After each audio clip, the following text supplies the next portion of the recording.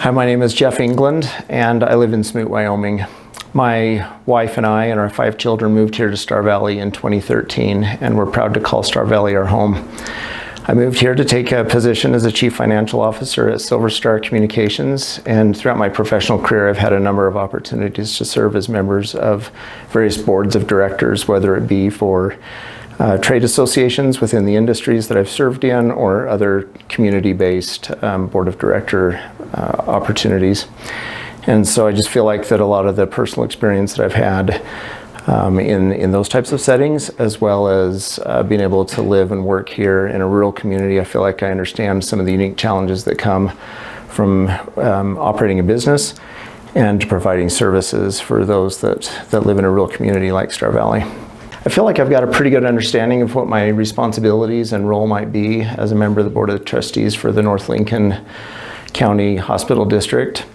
And I just felt like that maybe it would be good to review a couple of these for your benefit in helping you to make a decision when it comes time for elections. First, I wanted to point out that as a member of the board, I feel like that I've got a primary responsibility to perform a governance function and to help management in making good business decisions. Part of this, of course, is being involved in reviewing the mission, the values, making sure that decisions that we're making are in line with those, making sure that the hospital is operating in line with some legal, ethical guidelines that are expected, and then also to measure performance against benchmarks and to just make sure that some of the strategic goals that we're trying to accomplish that the proper focus and resources are being applied to be able to help accomplish some of those goals. I also feel that one of the primary responsibilities that I would have as a member of the board is to provide some financial stewardship. As a member of the board, I would have responsibilities to review and approve budgets and to be able to make sure that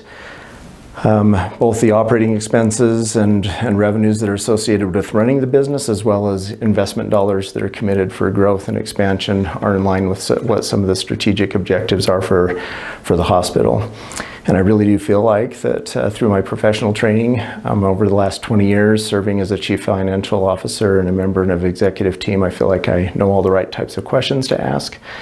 and to be able to feel like I can ask some of the challenging questions that would be able to help make sure that we're making some good decisions there. I also recognize that as a member of the Board of Trustees, I might have opportunities to help advocate and try to address some of the needs of those for which this hospital serves in our area.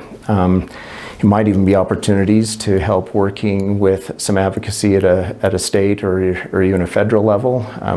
with some of the concerns that we have here in a rural community.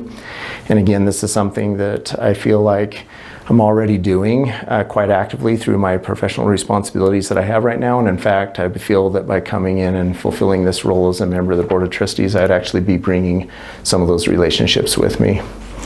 And then finally, I would think that as a member of the Board of Trustees, I would have a responsibility to help review and set some of the long-term strategic goals and objectives. And I feel like that through the work experience that I have and times that I've served on a number of different boards, I feel like I'm well trained in knowing how to identify and measure against strategic plans and objectives. Some of the things that I really think that Star Valley Health and the North Lincoln Hospital District are doing really well. First off, I'm just really proud of the achievement that they've been recognized as one of the top 100 critical access hospitals in the nation. It's a huge honor, I think, that goes to the management and to the care providers and to the support staff. I know it's a team effort to be able to receive that type of a recognition, and it's something that I personally am really proud of for what they've accomplished, but I also feel like that it resonates with the types of care and the quality of care that I've been able to receive as a recipient of those types of services from the hospital. So I think that that's something to really be proud of and celebrate it as a community. If there's a couple of areas, not so much that I would like to see some improvement, but certainly some areas where I know there's got to be some concern and that I would hope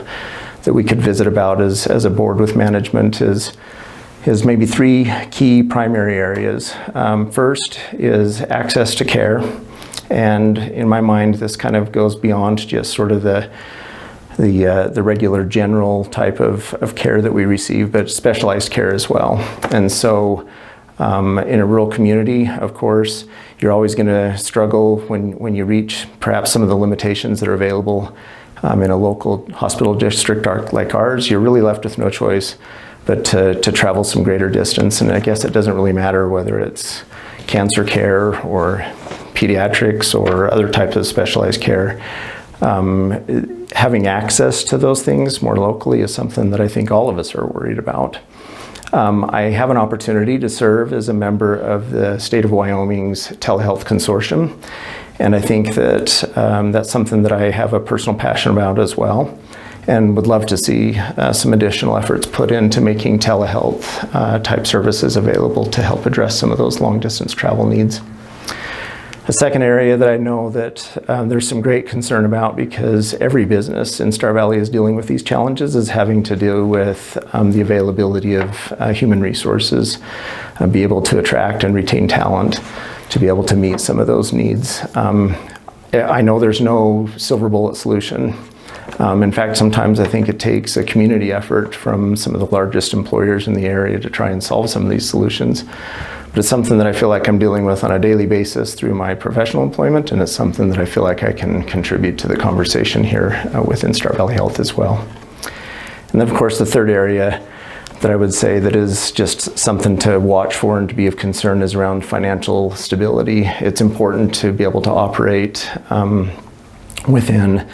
budgets. It's important to be able to adequately project what types of revenues and expenses are going to be going into providing the services, and trying to balance that against making healthcare affordable and available for anybody in the area who's needing that.